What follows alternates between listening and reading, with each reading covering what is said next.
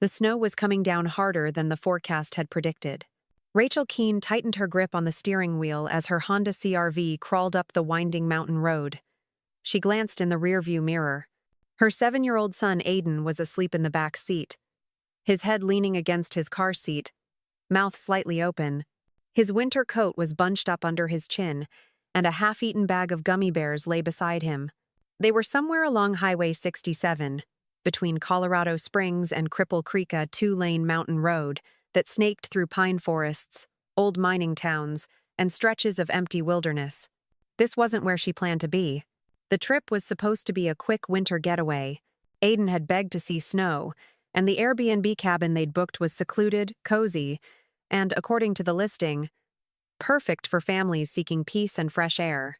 Rachel hadn't told anyone where they were going. She hadn't wanted to explain.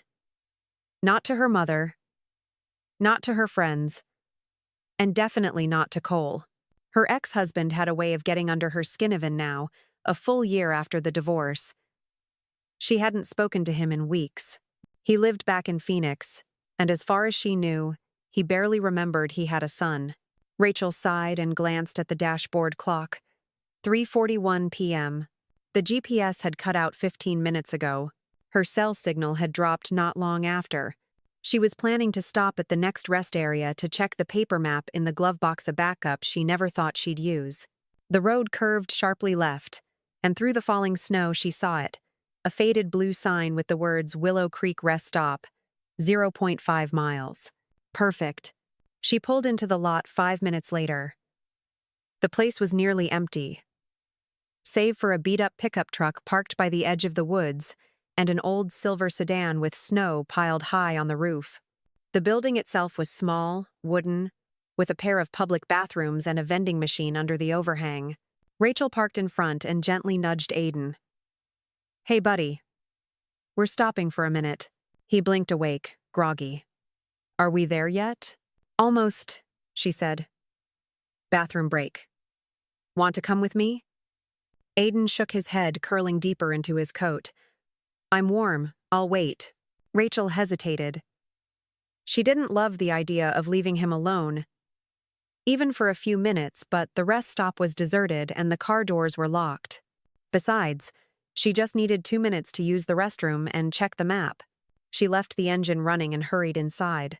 The air in the bathroom was freezing. One bulb flickered overhead, casting everything in an eerie yellow light. She did her best to rush, hands shaking from cold and nerves. When she stepped back outside, snow had begun to pile on the windshield. She climbed into the driver's seat and exhaled. "All right, let's see if this map is any." Her phone rang. Rachel froze. She hadn't had a signal in over half an hour. The screen lit up with a name she hadn't expected to see. "Cole Keene," she answered. "Cole?" "Rachel."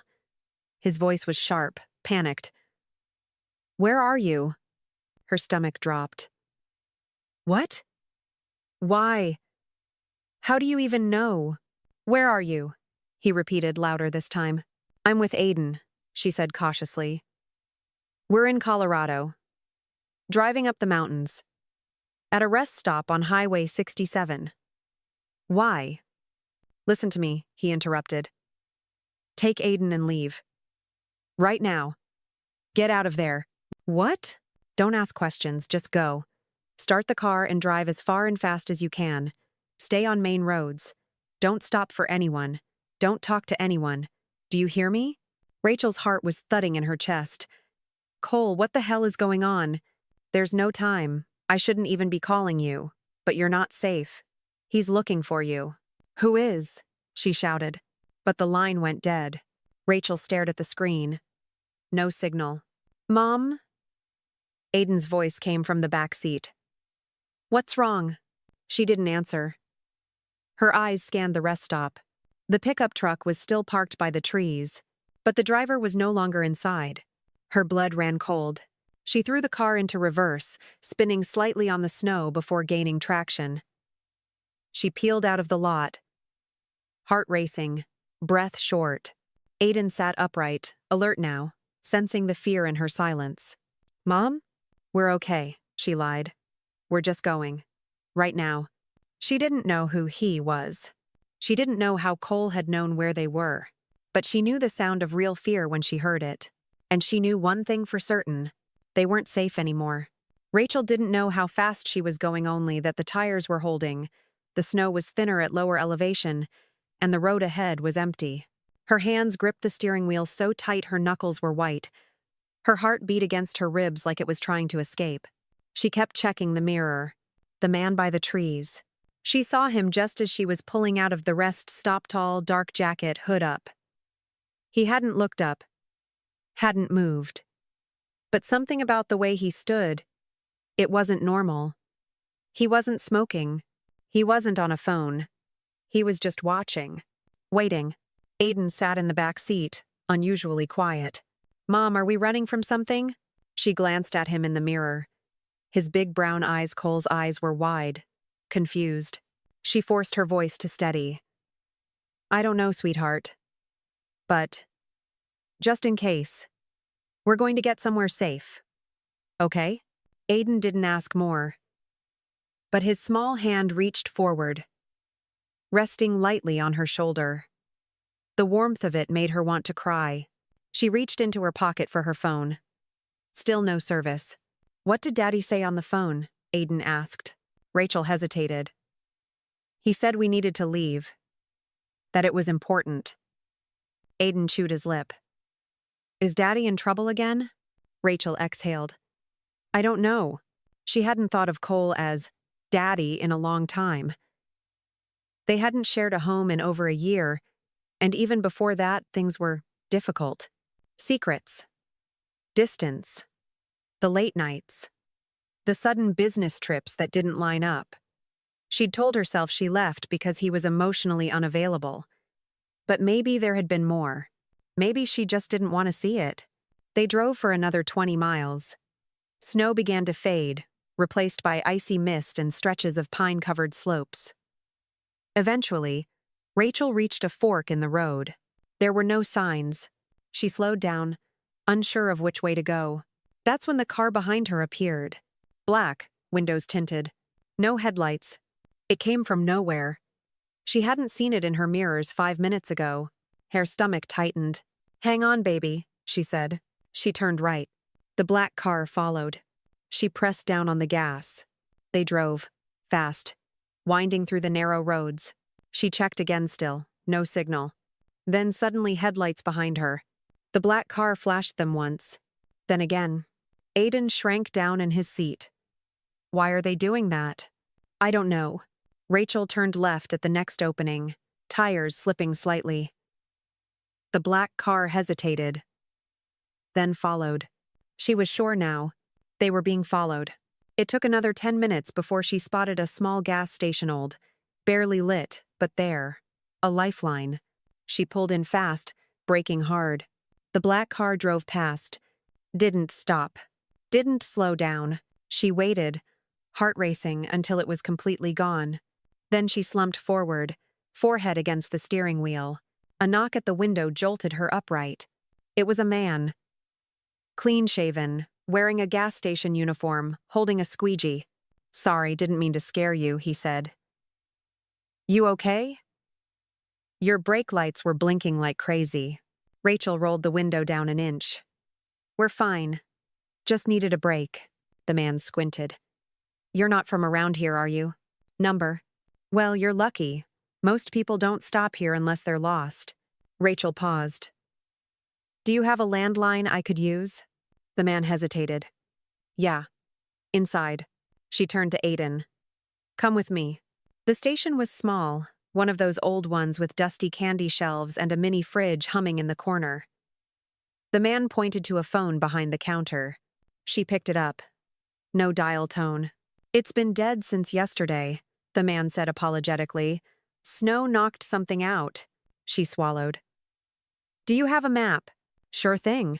He handed her a paper map from under the counter. She unfolded it on a nearby table, Aiden watching her quietly. Her finger traced the roads, but it was hard to tell where they were now. Everything looked like trees and squiggles. "I just need to get to Cripple Creek," she said. "That's another hour from here." Maybe less if you take the Ridge Road. Is it safe? The man laughed. Depends what you mean by safe. Less traffic, but sketchy if it's icy. You want company. Take the main road. But that black SUV that passed earlier? Rachel's eyes snapped to his. What? Looked like it stopped about a mile down by the overlook, just sitting there. Rachel folded the map quickly. Thank you. She and Aiden walked briskly back to the car. They didn't go to Cripple Creek. They didn't take the Ridge Road either. Instead, Rachel headed back down the mountain. She kept driving until she reached a motel near a larger town, Silver Pine. It was cheap, worn, but safe enough for now. She parked in back. Paid cash. Checked into room 6. Curtains drawn. Finally, in the warmth of the motel, Rachel pulled out her phone. 1 bar. Then 2. Then it rang. Cole again. She answered before the first full ring. I know you're scared, he said. I know this makes no sense. But I need you to trust me. Tell me what's happening, Rachel said. Her voice trembled. There was a pause. Then Cole said, They're not after me. They're after you. They're not after me. They're after you. Rachel stood motionless in the middle of the motel room. Cole's words hanging in the air like smoke. Aiden sat on the bed behind her, quietly eating the crackers she'd found in her purse. She stepped into the bathroom and closed the door, needing a barrier between her and her son before she asked what came next. What do you mean they're after me? She whispered. What did you do, Cole? His voice didn't carry any of the usual guilt or charm. Just urgency. It's not about what I did. It's about something you saw. Or something they think you saw. She stared at her reflection in the bathroom mirror. Pale, eyes wide, hair wild around her face. I didn't see anything. I've been living the same boring life for the past year. Teaching art to second graders, Cole. What the hell are you talking about?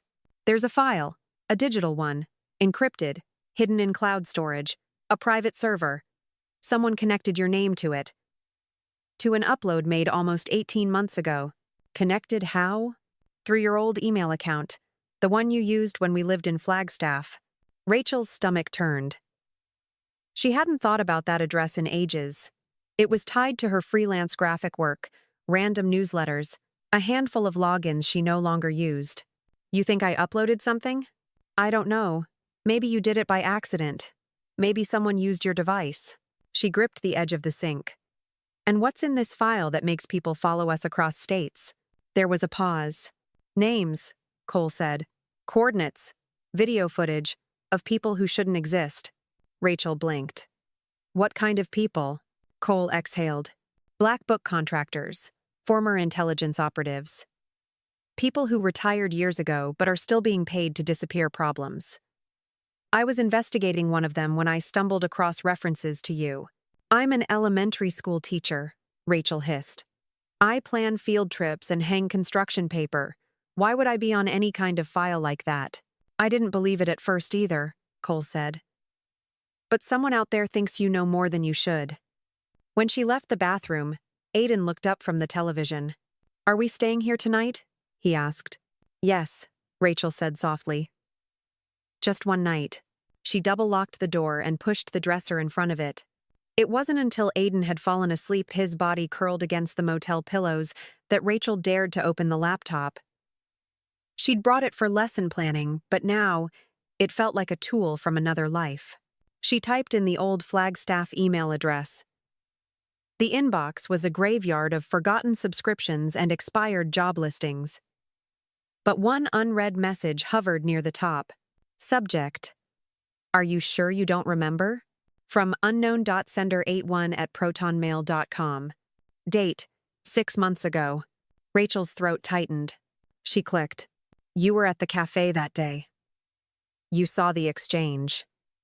You went home and did something. You uploaded something. I don't know if it was intentional, but they found out.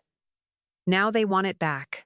If you're reading this, they're probably already watching you. Get out of town. P.S. He was right about them. All of it. Her heart hammered in her chest. Cafe? Upload? She tried to remember 6 months ago? 8? There were dozens of afternoons when she worked in cafes. She couldn't even remember what she wore yesterday, but now a flicker came back. That day in Santa Fe. A quick solo trip. A tiny hole-in-the-wall cafe with walls covered in Polaroids and a blinking Wi-Fi router that looked like it hadn't been updated since 2009.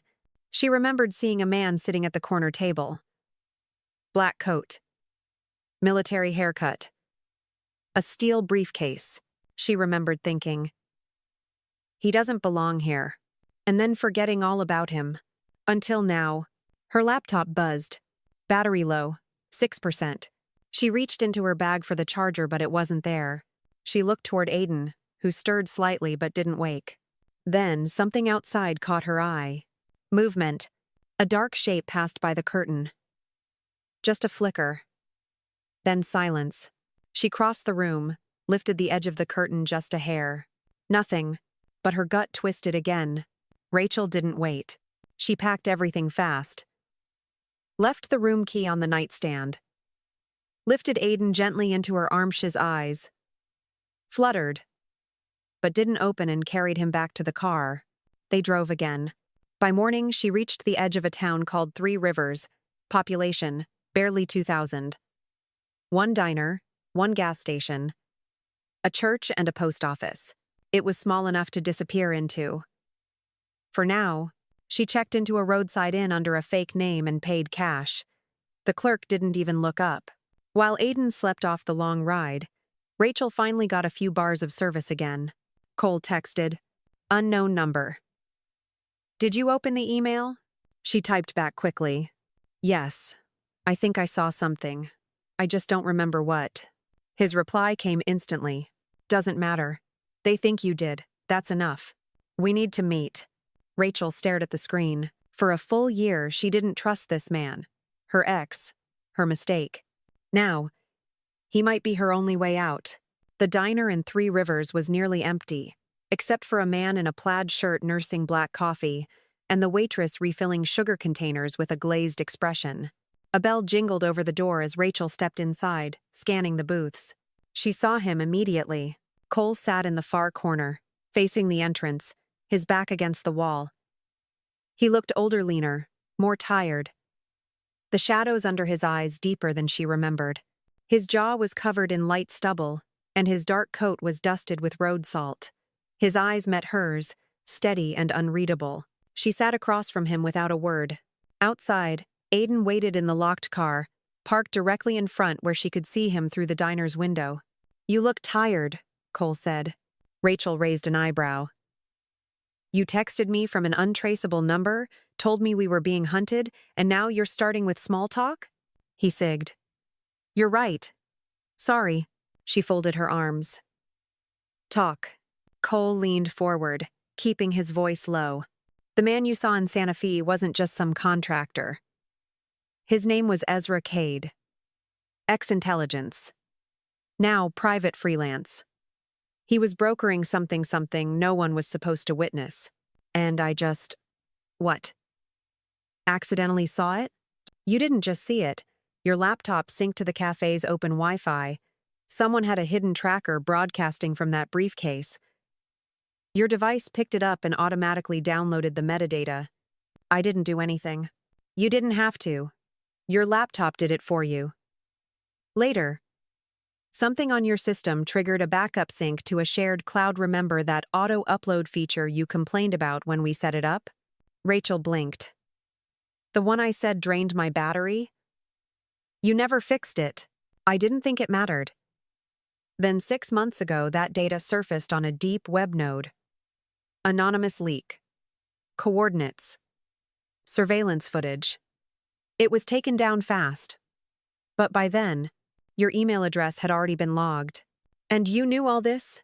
How? I'm not just a systems analyst, Rachel, Cole said quietly. That was just the story I told you. Rachel's stomach turned. So what were you, really? I worked in digital counterintelligence. I tracked rogue data leaks, encryption violations, international tech espionage. But I kept it quiet because I thought if you didn't know, You couldn't be used. She leaned back, stunned. I thought we divorced because you were emotionally unavailable. Because you were always gone. Always lying. I was lying, to protect you. For who? She demanded.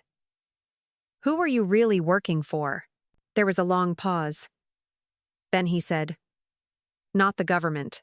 She stared at him. I was contracted through a civilian black ops network. Ex-military. Ex-intelligence. Private interests. Illegal? Unofficial, he replied. Rachel exhaled slowly. And now someone from that world thinks I'm a threat. Cole nodded.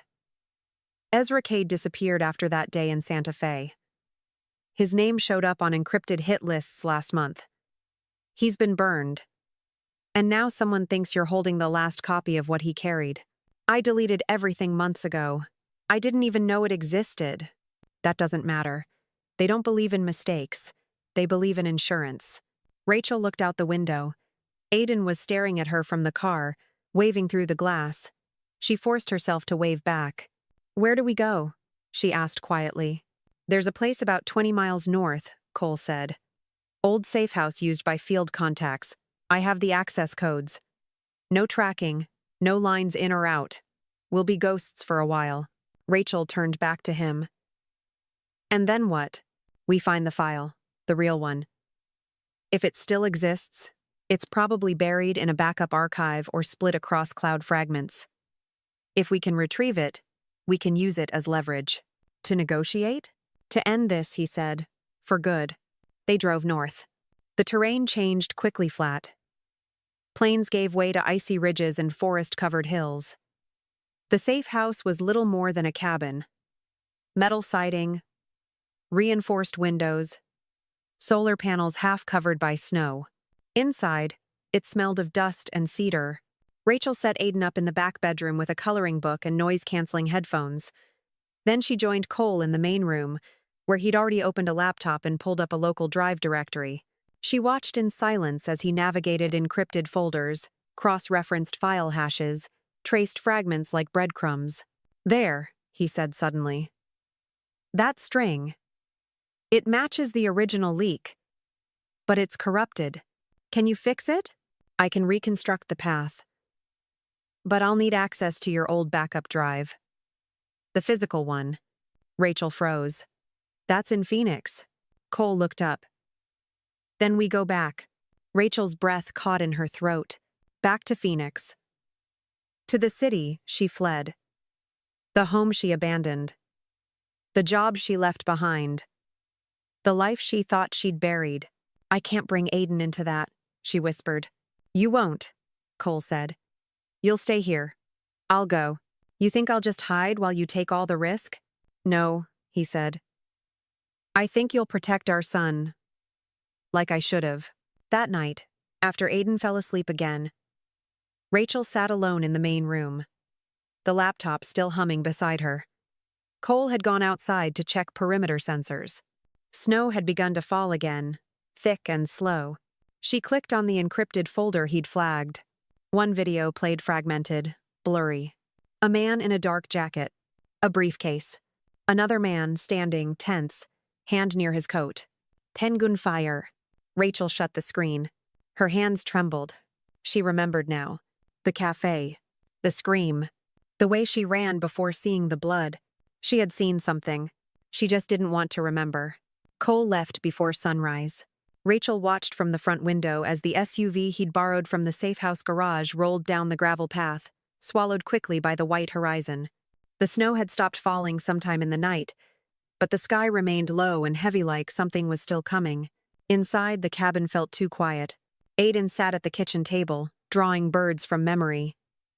He didn't ask why his dad had to leave again. He just said, "Will we be okay here?" Rachel nodded, hoping the lie didn't show on her face. She spent most of the day reviewing everything Cole had left behind his laptop, printouts, handwritten notes, file names, server IDs. The data trail. It was a map, of sorts a map that led back to Phoenix, to the backup drive locked in a fireproof box under the floorboards of their old house. By evening, her unease returned. The cabin had no phone line, no internet. Cole had assured her that was a good thing. No signal, no trail.